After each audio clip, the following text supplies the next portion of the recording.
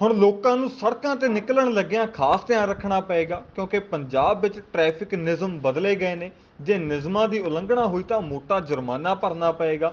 ਇਸ ਸੰਬੰਧੀ ਮਾਨ ਸਰਕਾਰ ਵੱਲੋਂ ਨੋਟੀਫਿਕੇਸ਼ਨ ਜਾਰੀ ਕਰ ਦਿੱਤਾ ਗਿਆ ਹੈ। ਖਾਸ ਗੱਲ ਇਹ ਹੈ ਕਿ ਇਸ ਵਿੱਚ ਚਲਾਨ ਦੇ ਨਾਲ ਹੋਰ ਸ਼ਰਤਾਂ ਵੀ ਲਾਗੂ ਕੀਤੀਆਂ ਗਈਆਂ ਨੇ, ਜਿਸ ਵਿੱਚ ਨਿਯਮ ਤੋੜਨ ਵਾਲਿਆਂ ਨੂੰ ਸਕੂਲ 'ਚ ਜਾ ਕੇ 9ਵੀਂ ਤੋਂ 12ਵੀਂ ਤੱਕ ਦੇ ਵਿਦਿਆਰਥੀਆਂ ਨੂੰ 2 ਘੰਟੇ ਟ੍ਰੈਫਿਕ ਨਿਯਮਾਂ ਦਾ ਪਾਠ ਪੜ੍ਹਾਉਣਾ ਪਏਗਾ। ਲੈਕਚਰ ਪੂਰਾ ਕਰਨ ਤੋਂ ਬਾਅਦ ਨੋਡਲ ਅਫਸਰ ਸਰਟੀਫਿਕੇਟ ਜਾਰੀ ਕਰੇਗਾ, ਉਸ ਤੋਂ ਬਾਅਦ ਹੀ ਛੁਟਕਾਰਾ ਮਿਲੇਗਾ। ਇਸ ਤੋਂ ਇਲਾਵਾ ਹਸਪਤਾਲ 'ਚ ਜਾ ਕੇ 2 ਘੰਟੇ ਮਰੀਜ਼ਾਂ ਦੀ ਸੇਵਾ ਕਰਨੀ ਪਏਗੀ ਅਤੇ ਬਲੱਡ ਬੈਂਕ 'ਚ ਜਾ ਕੇ 1 ਯੂਨਿਟ ਖੂਨਦਾਨ ਕਰਨਾ ਪਏਗਾ।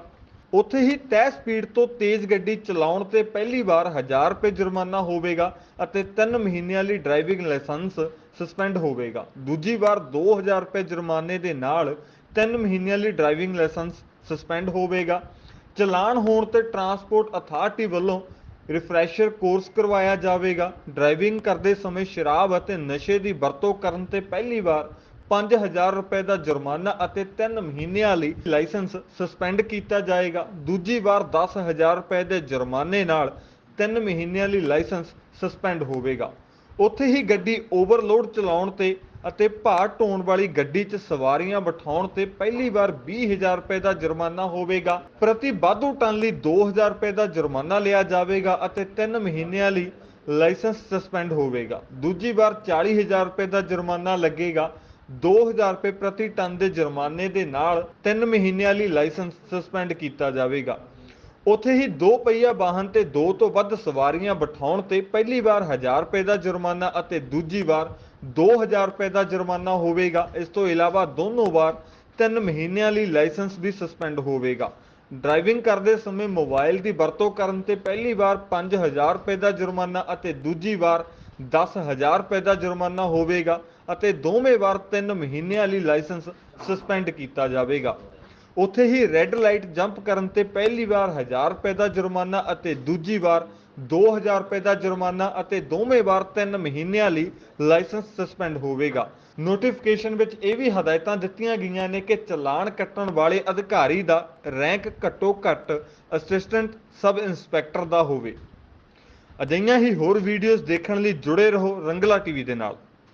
ਹੁਣ ਲੋਕਾਂ ਨੂੰ ਸੜਕਾਂ ਤੇ ਨਿਕਲਣ ਲੱਗਿਆਂ ਖਾਸ ਧਿਆਨ ਰੱਖਣਾ ਪਏਗਾ ਕਿਉਂਕਿ ਪੰਜਾਬ ਵਿੱਚ ਟ੍ਰੈਫਿਕ ਨਿਯਮ ਬਦਲੇ ਗਏ ਨੇ। ਜੇ ਨਿਯਮਾਂ ਦੀ ਉਲੰਘਣਾ ਹੋਈ ਤਾਂ ਮੋਟਾ ਜੁਰਮਾਨਾ ਭਰਨਾ ਪਏਗਾ।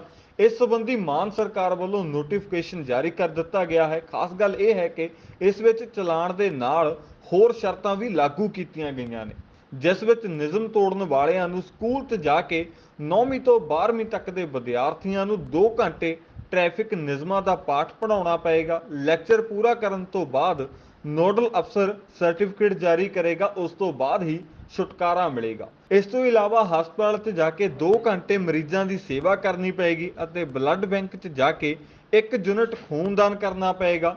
ਉੱਥੇ ਹੀ ਤੈਅ ਸਪੀਡ ਤੋਂ ਤੇਜ਼ ਗੱਡੀ ਚਲਾਉਣ ਤੇ ਪਹਿਲੀ ਵਾਰ 1000 ਰੁਪਏ ਜੁਰਮਾਨਾ ਹੋਵੇਗਾ ਅਤੇ 3 ਮਹੀਨਿਆਂ ਲਈ ਡਰਾਈਵਿੰਗ ਲਾਇਸੈਂਸ ਸਸਪੈਂਡ ਹੋਵੇਗਾ। ਦੂਜੀ ਵਾਰ 2000 ਰੁਪਏ ਜੁਰਮਾਨੇ ਦੇ ਨਾਲ 3 ਮਹੀਨਿਆਂ ਲਈ ਡਰਾਈਵਿੰਗ ਲਾਇਸੈਂਸ ਸਸਪੈਂਡ ਹੋਵੇਗਾ।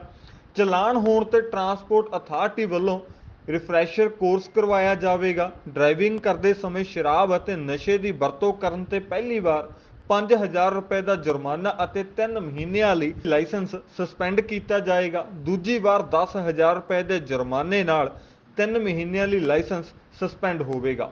ਉੱਥੇ ਹੀ ਗੱਡੀ ਓਵਰਲੋਡ ਚਲਾਉਣ ਤੇ ਅਤੇ ਭਾਰ ਢੋਣ ਵਾਲੀ ਗੱਡੀ 'ਚ ਸਵਾਰੀਆਂ ਬਿਠਾਉਣ ਤੇ ਪਹਿਲੀ ਵਾਰ 20000 ਰੁਪਏ ਦਾ ਜੁਰਮਾਨਾ ਹੋਵੇਗਾ। ਪ੍ਰਤੀ ਵਾਧੂ ਟਨ ਲਈ 2000 ਰੁਪਏ ਦਾ ਜੁਰਮਾਨਾ ਲਿਆ ਜਾਵੇਗਾ ਅਤੇ 3 ਮਹੀਨਿਆਂ ਲਈ ਲਾਇਸੈਂਸ ਸਸਪੈਂਡ ਹੋਵੇਗਾ। ਦੂਜੀ ਵਾਰ 40000 ਰੁਪਏ ਦਾ ਜੁਰਮਾਨਾ ਲੱਗੇਗਾ। 2000 ਰੁਪਏ ਪ੍ਰਤੀ ਟਨ ਦੇ ਜੁਰਮਾਨੇ ਦੇ ਨਾਲ 3 ਮਹੀਨਿਆਂ ਲਈ ਲਾਇਸੈਂਸ ਸਸਪੈਂਡ ਕੀਤਾ ਜਾਵੇਗਾ। ਉੱਥੇ ਹੀ 2 ਪਹੀਆ ਵਾਹਨ ਤੇ 2 ਤੋਂ ਵੱਧ ਸਵਾਰੀਆਂ ਬਿਠਾਉਣ ਤੇ ਪਹਿਲੀ ਵਾਰ 1000 ਰੁਪਏ ਦਾ ਜੁਰਮਾਨਾ ਅਤੇ ਦੂਜੀ ਵਾਰ 2000 ਰੁਪਏ ਦਾ ਜੁਰਮਾਨਾ ਹੋਵੇਗਾ। ਇਸ ਤੋਂ ਇਲਾਵਾ ਦੋਨੋਂ ਵਾਰ 3 ਮਹੀਨਿਆਂ ਲਈ ਲਾਇਸੈਂਸ ਵੀ ਸਸਪੈਂਡ ਹੋਵੇਗਾ। ਡਰਾਈਵਿੰਗ ਕਰਦੇ ਸਮੇਂ ਮੋਬਾਈਲ ਦੀ ਵਰਤੋਂ ਕਰਨ ਤੇ ਪਹਿਲੀ ਵਾਰ 5000 ਰੁਪਏ ਦਾ ਜੁਰਮਾਨਾ ਅਤੇ ਦੂਜੀ ਵਾਰ 10000 ਰੁਪਏ ਦਾ ਜੁਰਮਾਨਾ ਹੋਵੇਗਾ ਅਤੇ ਦੋਵੇਂ ਵਾਰ 3 ਮਹੀਨਿਆਂ ਲਈ ਲਾਇਸੈਂਸ ਸਸਪੈਂਡ ਕੀਤਾ ਜਾਵੇਗਾ। ਉੱਥੇ ਹੀ ਰੈੱਡ ਲਾਈਟ ਜੰਪ ਕਰਨ ਤੇ ਪਹਿਲੀ ਵਾਰ 1000 ਰੁਪਏ ਦਾ ਜੁਰਮਾਨਾ ਅਤੇ ਦੂਜੀ ਵਾਰ 2000 ਰੁਪਏ ਦਾ ਜੁਰਮਾਨਾ ਅਤੇ ਦੋਵੇਂ ਵਾਰ 3 ਮਹੀਨਿਆਂ ਲਈ ਲਾਇਸੈਂਸ ਸਸਪੈਂਡ ਹੋਵੇਗਾ। ਨੋਟੀਫਿਕੇਸ਼ਨ ਵਿੱਚ ਇਹ ਵੀ ਹਦਾਇਤਾਂ ਦਿੱਤੀਆਂ ਗਈਆਂ ਨੇ ਕਿ ਚਲਾਨ ਕੱਟਣ ਵਾਲੇ ਅਧਿਕਾਰੀ ਦਾ ਰੈਂਕ ਘੱਟੋ ਘੱਟ ਅਸਿਸਟੈਂਟ ਸਬ ਇੰਸਪੈਕਟਰ ਦਾ ਹੋਵੇ। ਅਜਿਹੀਆਂ ਹੀ ਹੋਰ ਵੀਡੀਓਜ਼ ਦੇਖਣ ਲਈ ਜੁੜੇ ਰਹੋ ਰੰਗਲਾ ਟੀਵੀ ਦੇ ਨਾਲ। ਹੁਣ ਲੋਕਾਂ ਨੂੰ ਸੜਕਾਂ ਤੇ ਨਿਕਲਣ ਲੱਗਿਆਂ ਖਾਸ ਧਿਆਨ ਰੱਖਣਾ ਪਏਗਾ ਕਿਉਂਕਿ ਪੰਜਾਬ ਵਿੱਚ ਟ੍ਰੈਫਿਕ ਨਿਯਮ ਬਦਲੇ ਗਏ ਨੇ। ਜੇ ਨਿਯਮਾਂ ਦੀ ਉਲੰਘਣਾ ਹੋਈ ਤਾਂ ਮੋਟਾ ਜੁਰਮਾਨਾ ਭਰਨਾ ਪਏਗਾ।